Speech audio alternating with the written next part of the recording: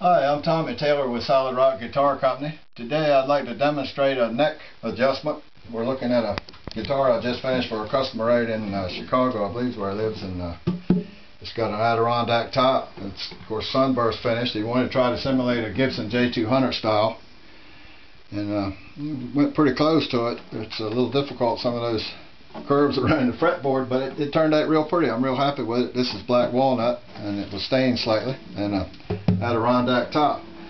So a lot of people ask me, well, how do I adjust the neck, or how do I know if it needs adjusting? So the first step is to hold the guitar like this and look down the top of the fingerboard and notice how the fingerboard is lying in the center part here between the back and all the way at the nut up there. And you want, if anything, you want just a very, very slight bow, or even straight is okay. Perfectly straight from here to here without the strings on. Of course, you could put a straight edge on it and tail.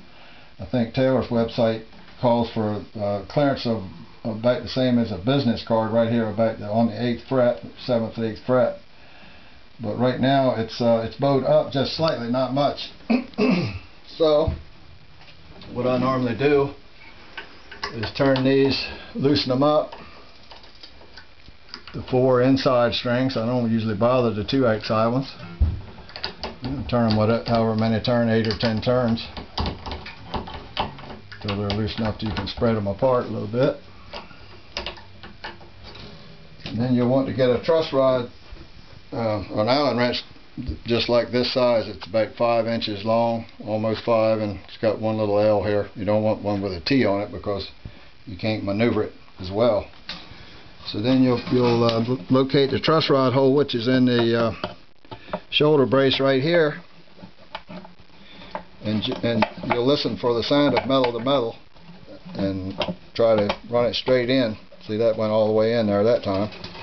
So if this neck were bowed up, the headstock was bowed up a little bit, you would turn it to the left to get the headstock to go down slightly. So once you get the wrench on there, you can take a box end wrench, put it on like this, and slightly hold a little pressure so it doesn't slip, and turn it to the left just about, 1/8 of a turn, about that much, whatever you can spin in the sound hole at one time. And carefully remove the wrench, then tighten it back up, tune it up or whatever, tighten it back up to where it should be. I usually turn them to the left to tighten them, and to the right to loosen them. You don't have to worry about it. Of course, this side spins this way and that one spins forward. So once you get those all tightened and tuned, then you can look back down the neck again. And right now that looks like it's pretty well straight down the line. This guitar I just finished a few days ago and put the bridge on yesterday and set it up, the accent, this morning. Another friend of mine came and picked up a guitar I built yesterday, and he got that. It was a redwood Zerko. It was kind of a neat sounding instrument.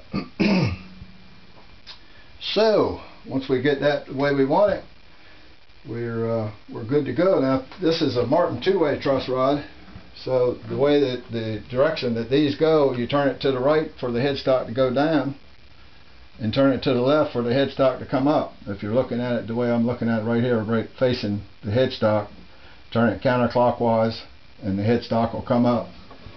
By that coming up, of course, it brings and makes more of a bow here than you would have to start with, but you want to set it up properly. You would want just about a perfectly straight neck, maybe if anything a slight relief, and you would want to adjust the saddle at that point.